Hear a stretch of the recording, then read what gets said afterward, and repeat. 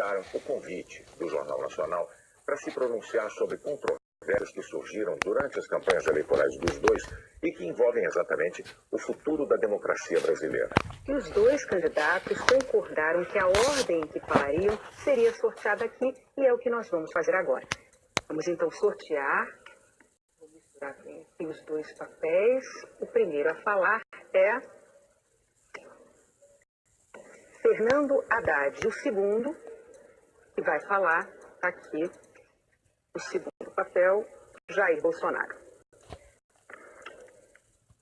Candidato Haddad, boa noite, parabéns pela chegada ao segundo turno em segundo lugar. Antes de mais nada, nós gostaríamos que o senhor aproveitasse esse momento, uma saudação aos eleitores, uma mensagem de 2 minutos, a gente vai dar uma tolerância de 15 segundos. Bom, Renata, Bonner, é uma grande satisfação estar com vocês nessa noite. Telespectador, cidadão, cidadã brasileiros, a grande satisfação estar no segundo turno com seu apoio. É uma honra poder participar de um segundo turno de uma eleição presidencial, situação em que nós vamos poder confrontar apenas 2 projetos. Vai ficar muito mais claro para você a natureza de cada um dos projetos. Nós, do lado da social-democracia, do estado de bem-estar social, que garante o direito do cidadão, que garante o direito do trabalhador, que cumpre a Constituição de 1988, que ampliou as possibilidades e as oportunidades. Um projeto que visa gerar empregos e oportunidades educacionais. Conforme eu tenho dito ao longo dessa campanha, eu que tenho apenas 20 dias de campanha e consegui atingir 29% dos votos, mais de 30 milhões de brasileiros e brasileiras confiaram no nosso projeto, eu tenho dito que uma pessoa tem que acordar e ter para onde ir. É como eu aprendi com meu pai. E isso exige do poder público oportunidades de emprego e de educação. É carteira de trabalho assinada numa mão e um livro na outra. Espírito desarmado em virtude do desejo de promover desenvolvimento com inclusão social. Nós não podemos pensar em outra natureza de desenvolvimento. Desenvolvimento para poucos não é desenvolvimento. A economia pode até crescer, mas ela não vai se estabelecer. O verdadeiro crescimento que nos interessa é aquele que é compartilhado com todos os brasileiros, sobretudo com os mais vulneráveis. É esse projeto de Brasil que nós queremos defender nesse segundo turno e o faremos com muita responsabilidade e com muito respeito a você, eleitor, eleitora. Candidato, o seu programa de governo prevê a convocação de uma Assembleia Constituinte para mudar a Constituição brasileira, a chamada Constituição Cidadã, que é o que garante a nossa democracia e que acabou de completar apenas 30 anos. Juristas dizem que a nossa Constituição ela não permite a convocação de uma Constituinte, não há previsão para isso. Só há previsão de reforma por uma emenda constitucional e que precisa da aprovação de 3/5 dos deputados e dos senadores. E essas emendas, elas não podem mudar cláusulas pétreas. Essas não podem ser alteradas de jeito nenhum. Outro ponto é que, 10 dias atrás, o ex-presidente do PT, José Dirceu, disse ao jornal espanhol El País que não acreditava numa vitória eleitoral de Jair Bolsonaro e declarou o seguinte, abre aspas, dentro do país é uma questão de tempo para a gente tomar o poder. Aí nós vamos tomar o poder, o que é diferente de ganhar uma eleição.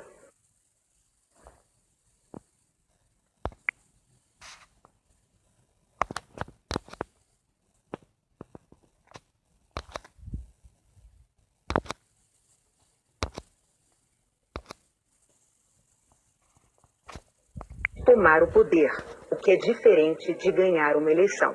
Fecha aspas. O que o senhor diria aos seus críticos que se preocupam com a democracia brasileira no caso de o senhor se eleger presidente? Bom, em primeiro lugar, sobre a primeira pergunta, nós revimos o nosso posicionamento. Nós vamos fazer as reformas devidas por emenda constitucional. Quais delas? Em primeiro lugar, a reforma tributária. No Brasil, quem sustenta o Estado é o pobre, infelizmente. Quem paga mais imposto proporcionalmente à sua renda é o pobre. E os muito ricos não pagam absolutamente nada. pagam uma proporção muito pequena da sua renda. Essa reforma tributária será feita por emenda constitucional, que prevê, inclusive, a isenção de imposto de renda para quem ganha até 5 salários mínimos. Uma proposta defendida por nós desde janeiro de 2018 e que contempla o nosso plano de governo. Segunda reforma importante é a reforma bancária. Não é possível continuar convivendo com essa concentração de bancos, com as taxas de juros que eles cobram do empresário que quer produzir e do consumidor que quer comprar no crediário. Se nós fizermos com que o juro baixe, o lucro do empresário sendo maior que o juro, as pessoas vão voltar a investir e vão voltar a contratar. E se nós diminuirmos os impostos da classe média e dos mais pobres, eles voltarão ao mercado de consumo e exigirão dos empresários que contratem força de trabalho para produzir mais. Essas duas medidas são essenciais para a retomada do crescimento e vão ter que ser feitas por emenda constitucional. A terceira emenda constitucional importante é o fim do congelamento de gastos que afetou drasticamente o investimento. Sobre a segunda pergunta, o ex-ministro não participa da minha campanha, não participará do meu governo e eu discordo da formulação dessa frase. Para mim, a democracia está sempre em primeiro lugar. Candidato, o senhor tem mais 30 segundos para se despedir. Eu queria agradecer, Renata Bonner, a oportunidade de reiniciar esse segundo turno na presença de vocês, podendo conversar com o eleitor, com a eleitora, e pedindo a todos que acompanhem essas 3 semanas. O futuro do país está em jogo, o futuro da democracia está em jogo, o futuro dos seus direitos sociais e trabalhistas está em jogo. E nós queremos, respeitosamente, pedir a sua compreensão, o seu apoio, a sua atenção, para que você vote conscientemente. Muito obrigado. Obrigado ao candidato Haddad. Agora, então, é a vez do candidato Jair Bolsonaro pelo nosso sorteio. Candidato Bolsonaro, boa noite. Parabéns pela chegada ao segundo turno em primeiro lugar. O senhor, por favor, também pode começar com a sua mensagem de 2 minutos para os eleitores e, claro, os mesmos 15 segundos de tolerância, por favor. Boa noite, Bonner. Boa noite, Renata. Boa noite, brasileiros. Primeiro, meu muito obrigado aos quase 50 milhões de pessoas que acreditaram em mim no último domingo. O nosso compromisso, a nossa plataforma, a nossa bandeira baseia-se em João 8,32. E conhecereis a verdade e a verdade vos libertará. Meu muito obrigado às lideranças evangélicas, ao homem do campo, quer seja do agronegócio, quer seja da agricultura familiar. Obrigado, caminhoneiros. Obrigado, policiais civis e militares, integrantes das Forças Armadas. Obrigado, família brasileira, que tanto clama para que os seus valores sejam... E mais ainda, que a inocência da criança em sala de aula esteja acima de tudo. Então, meu muito obrigado, em especial à região Nordeste, que apesar de eu ter perdido lá, nunca alguém que fez oposição do PT teve uma votação tão expressiva como eu tive. Obviamente, não tive mais por fake news, mentiras. Nós não pretendemos acabar com o Bolsa Família. Muito pelo contrário, devemos combater as fraudes para que aqueles que realmente precisam possam ter um dinheiro um pouco maior. Homens e mulheres do Bolsa Família, fiquem tranquilos. Não pretendemos criar ou aumentar o imposto de renda, a cobrança de imposto de renda. Mentira! A proposta do nosso economista Paulo Guedes é que quem ganha até 5 mínimos não descontará imposto de renda. E acima disso, uma tabela de 20% para todos. Não pretendemos recriar a CPMF. Eu fui um dos que votou contra a CPMF no passado.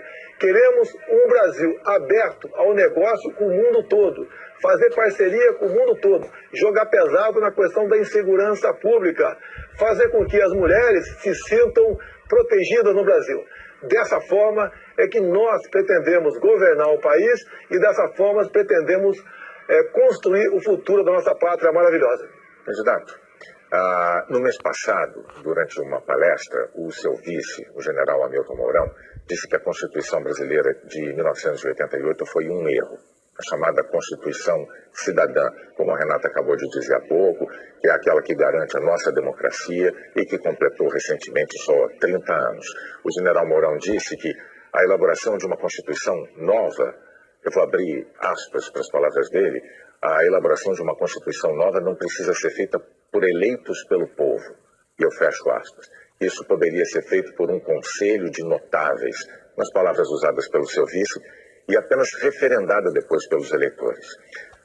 De novo, nós temos que dizer, juristas dizem que a nossa Constituição não permite a convocação de uma Constituinte, não há uma previsão para isso. Existe uma previsão de reforma por emenda constitucional, que precisa de aprovação de 3/5 dos deputados e dos senadores. E essas emendas, o senhor sabe, não podem mudar as chamadas cláusulas pétreas, né? E essas não podem ser alteradas de jeito nenhum, como a Renata também já disse aqui. Bom, também em setembro, numa entrevista à Globo News, o general Mourão admitiu a possibilidade de o presidente da República perpetrar o chamado autogolpe. O que é que o senhor diria aos seus críticos que se preocupam com a democracia brasileira no caso de o senhor se eleger presidente? Ele é general, eu sou o capitão, mas eu sou o presidente. O desautorizei nesses dois momentos. Ele não poderia ir além daquilo que a Constituição permite. Jamais eu posso admitir uma nova Constituinte, até por falta de poderes para tal. E a questão de autogolpe, não sei, não entendi direito o que ele quis dizer naquele momento, mas isso não existe.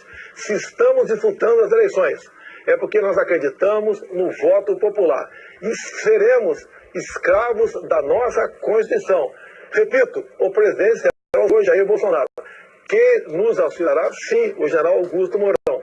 E ele, Hamilton Mourão, e ele sabe muito bem da responsabilidade que tem por ocasião da sua escolha para ser vice. Nós queremos demonstrar com isso que precisamos sim ter um governo com autoridade e sem autoritarismo. Por isso nos submetemos ao sufrágio popular. E tenho certeza que uma vez eleito, o que falta um pouco ainda ao general Mourão é um pouco de tato, um pouco de vivência com a política. E ele rapidamente se adequará à realidade brasileira e à função tão importante que é dele. Já Augusto Mourão, agradeço a sua participação, mas nesses dois momentos ele foi infeliz. Deu uma canelada. Mas repito, o presidente jamais autorizaria qualquer coisa nesse sentido. Candidato, o senhor ainda teria 30 segundos para complementar a sua resposta. O senhor abre mão deles? Eu posso complementar. Quando você fala em Constituição, uma Constituinte, não podemos admitir isso, até porque não teremos autoridade para tal. Vamos manter e sermos escravos da nossa Constituição. Algumas propostas pontuais, sim, poderemos propor, como, por exemplo, a redução da nossa moralidade penal que o povo quer e deseja. Candidato, então agora o senhor tem mais 30 segundos para se despedir dos eleitores.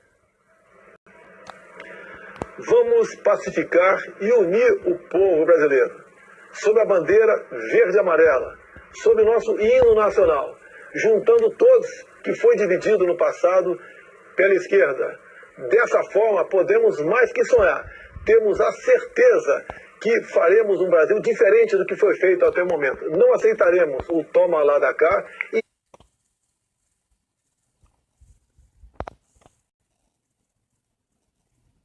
nem imposição partidária para escolher o nosso time de ministros. Será um time, aí sim, de notáveis, competentes e com autoridade para buscar o que é melhor para o Brasil e não para